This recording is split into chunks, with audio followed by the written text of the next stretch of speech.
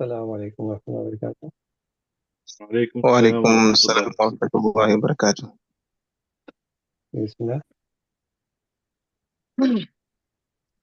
بسم الله الرحمن الرحيم.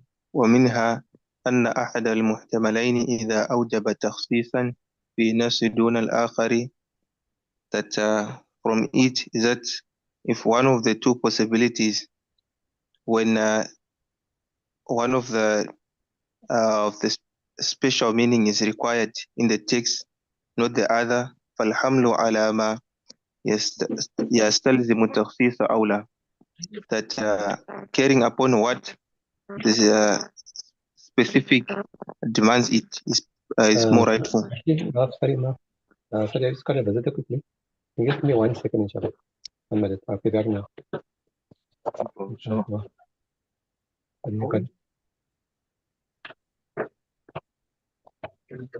Yeah, I got a class.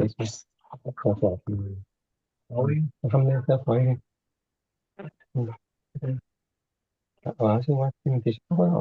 Hey? You ask it? Oh. No, they said to her it's too dangerous to do it. Okay. You must not live with it. They will review it again in 8 months' time or something. And if no, they said they can only do one per year, and her one isn't serious enough to warrant an operation. Okay.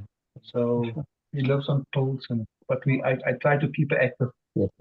Like this weekend, we went for a long walk on the beach. Okay. You know, it helps with the complete yeah. Okay. Yeah. So, is there something I can do for you? No, I haven't heard. That's why I thought I'd keep contact with you. Okay. To check how everything goes. Everything's on. You haven't made up for yourself. Yeah. Also being a bit busy with work and things. Yeah, so let me just check because obviously I can't get out physically. Otherwise it'll come off over there. Yeah. Otherwise, keep you.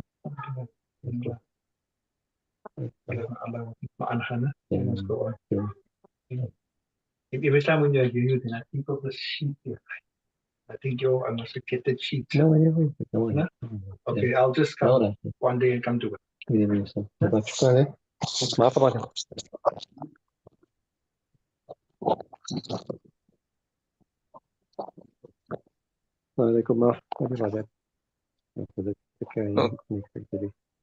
Okay, so we begin Okay. now. رب اشرح لنا صدورنا ويسر لنا أمورنا واحلل عقدة من ألسنتنا يفقهوا أقوالنا. Okay, so we were just discussing some pointers with regards to how to extract meaning from the nusus. So we did 2 guidelines so far. One is that if there is a conflict between, or if a word has a majazi meaning and a hakiki meaning, and as far as possible, we'll give preference to the hakiki meaning. And I said this is under 2 conditions, where the majazi meaning is not muta'araf, or what is the second condition?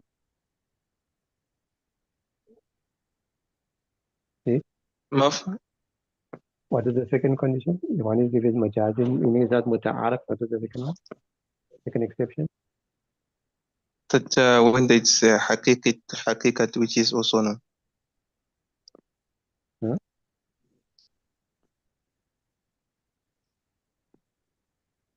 That when a word they've got a hakika meaning which can be used. Yeah, obviously. But what is the other exception? One is when it's a majazi muta'araf. What's the second one?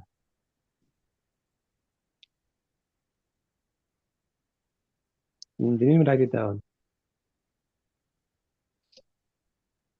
Okay. Anyway, carrying on from here. So we gave an example of that. Then we said the second one. Did we do the second one now? ومنها أن أحد المحملين إذا وجب تخصيصا في النص دون الآخر فالحمل على ما يستلزم التخصيص أو لا. The second is also pretty simple. That if a word has one of 2 possibilities, أحد المحملين, one of 2 possibilities, could either mean this or it could either mean that, either alif or ba. But if we apply one of those possibilities, it will result in takhsis, whereas the other one will keep the meaning general, more expansive, more inclusive. So in that case, they say, فَالْحَمْلُ عَلَى مَا لَا يَسْتَلْزِمُ التَّخْصِيص أَوْلَى. In that case, to apply that meaning, which will not result in takhsis is better. Okay? So in simple terms, if a word has two possibilities, an am meaning or a khas meaning, they will give preference to the am meaning over the khas meaning. You follow? Ji Example, مثال في قوله تعالى أو لامستم النساء. That in this case here, that if, one of the times when a person's wudu or break or you have or you can make tayammum is أو لامستم النساء. Or when you lamasa nisa. Lamasa could either mean to touch, is the hakiki meaning, or it could mean to have relationships with a woman. Okay? Ji فالملامسة لو حملت على الوقاء كان النص مأمولا به في جميع صور وجوده. So we're saying that in this case here, the Ahnaf have chosen the Majazi meaning over the Hakiki meaning. Why? Because the Majazi meaning is more arm, whereas the Hakiki meaning, you'll be forced to make some exceptions. You'll be forced to do some takhsis.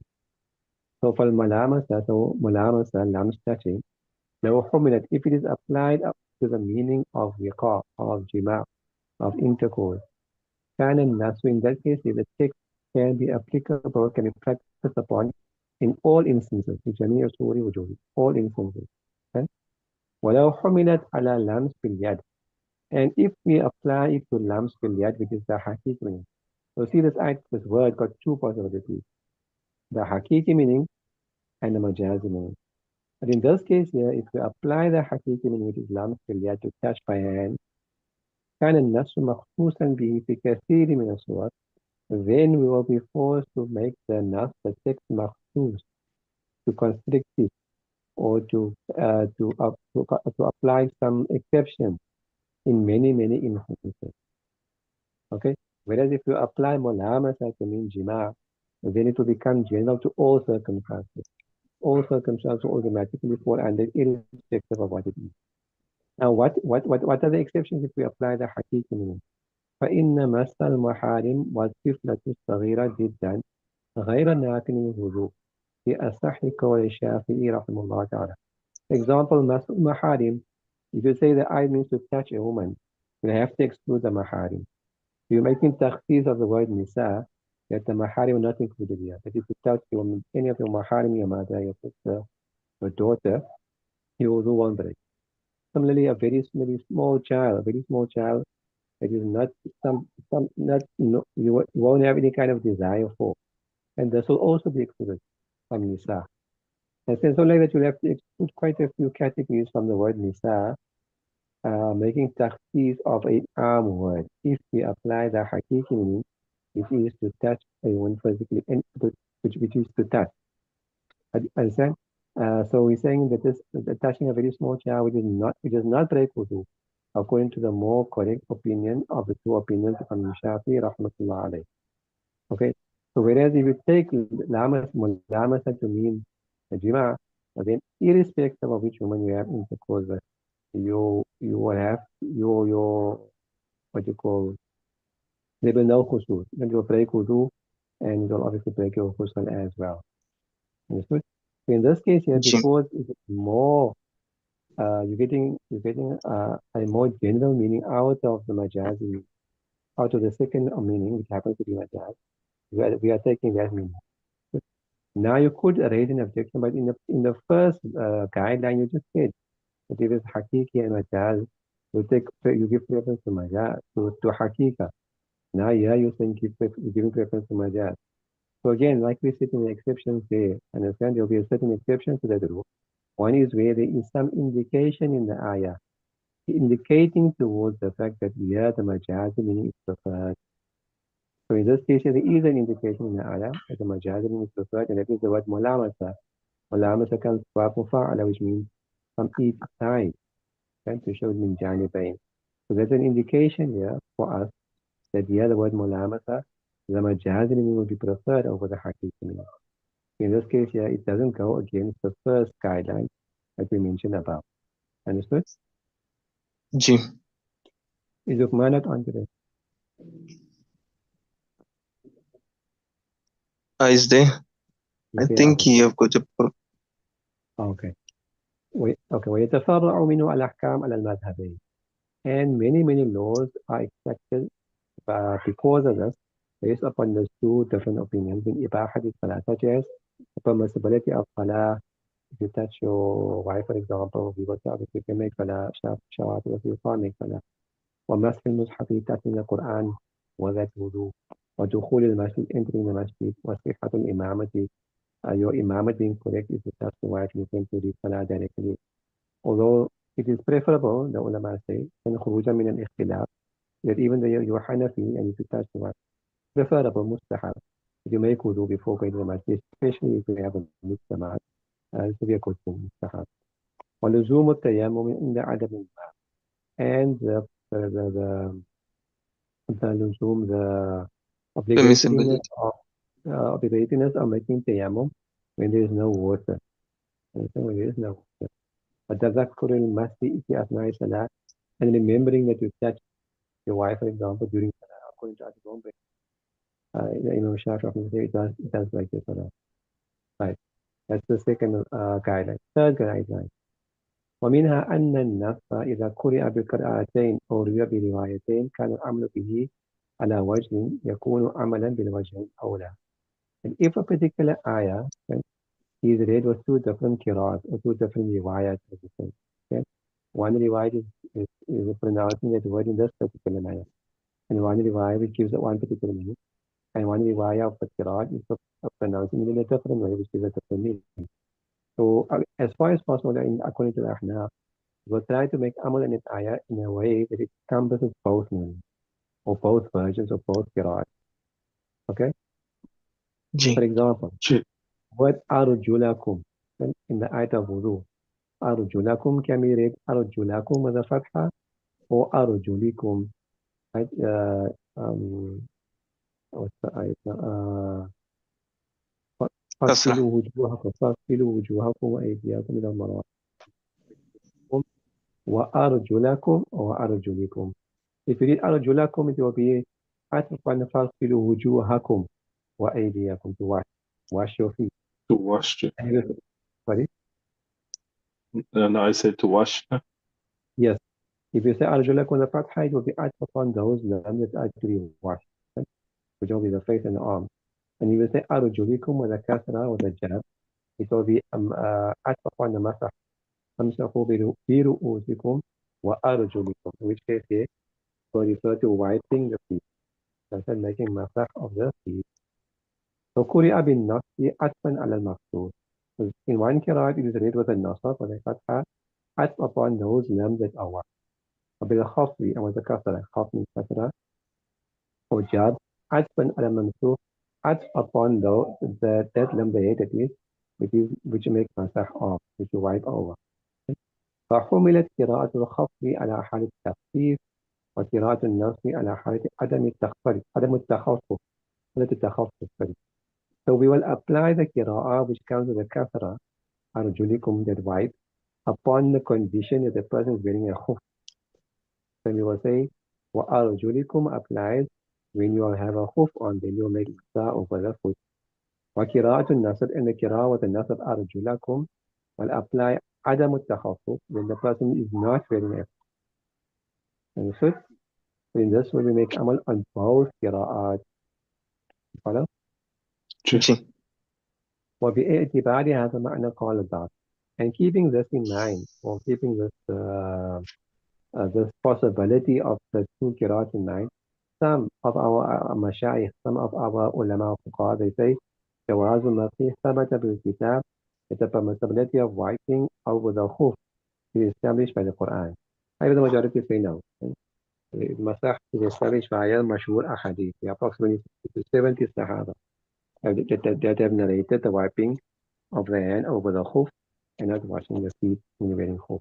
So that's a more correct version. Although this is the opinion of some of the ulama, that it is established from the Quran.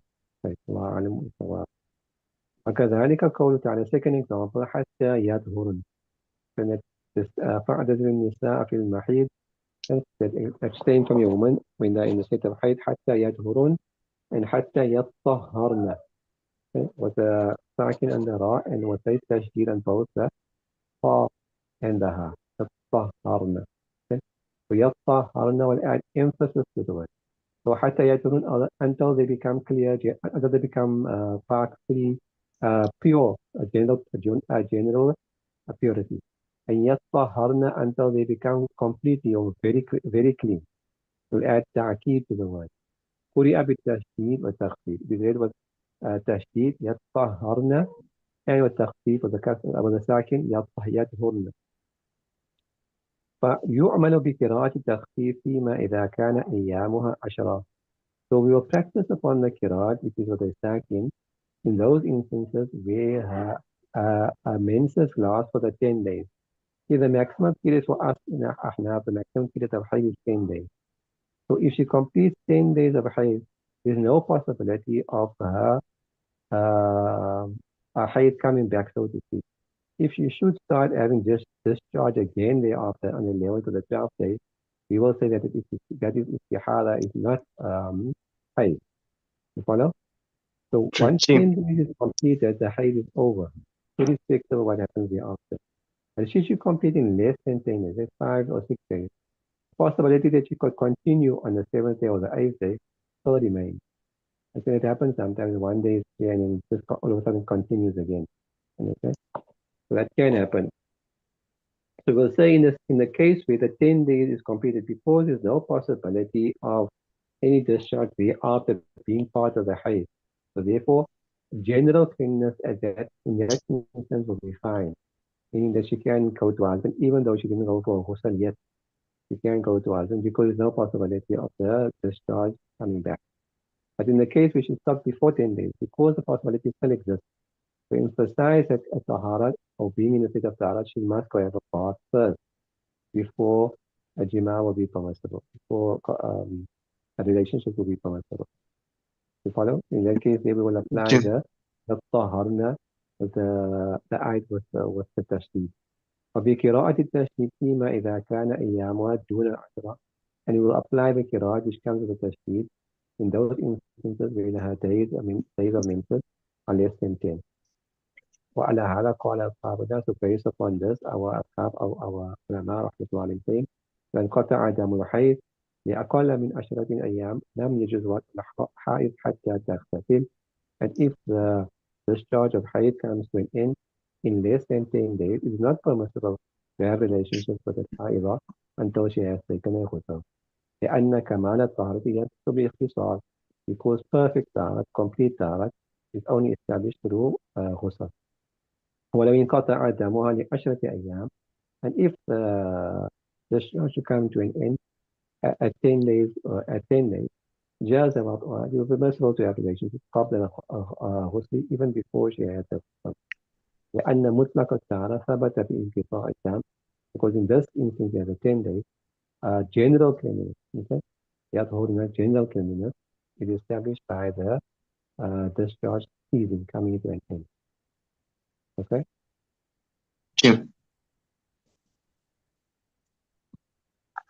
Alana?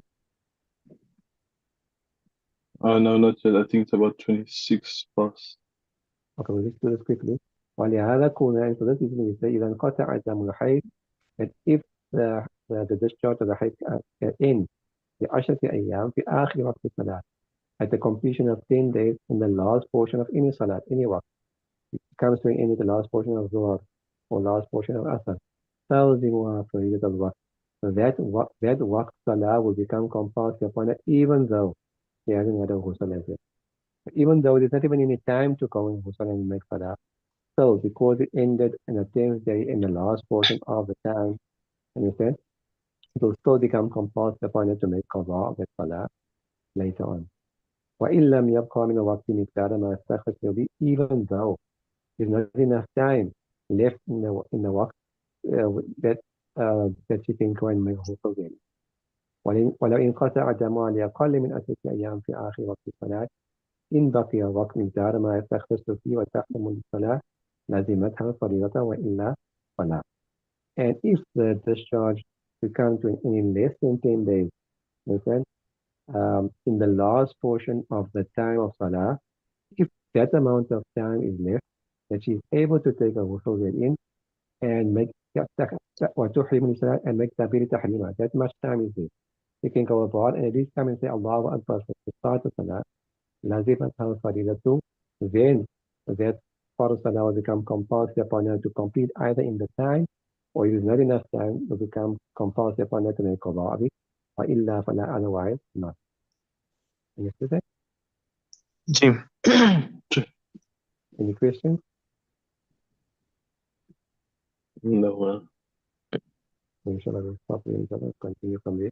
So that's basically just about 3 or 4 guidelines. Thereafter, he mentioned some weak ways to expect, or ways that we don't practice upon.